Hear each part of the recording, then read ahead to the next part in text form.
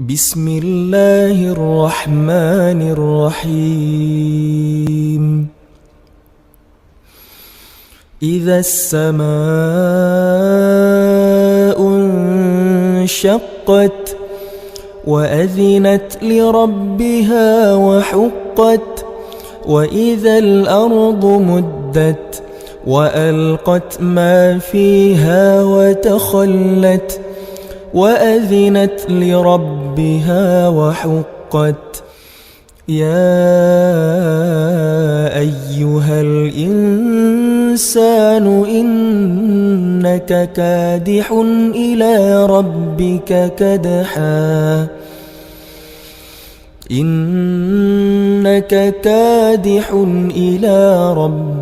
كدحا فملاقيه.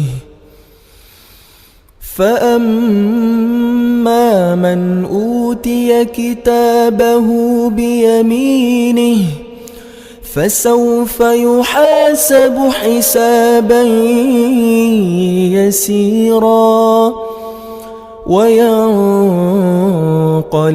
إلى أهله مسرورا. وأما من أوتي كتابه وراء ظهره فسوف يدعو ثبورا ويصلى سعيرا، إنه كان في أهله مسرورا، إنه ظن أن لن يحور. بلى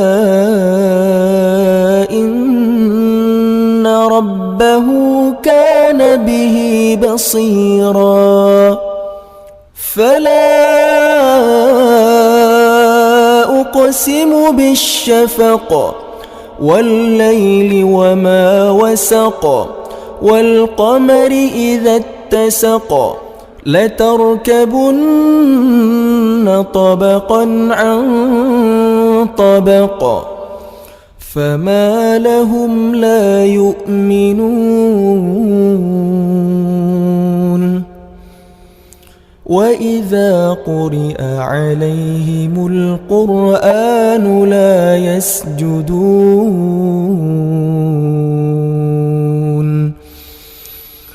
بل الذين كفروا يكذبون،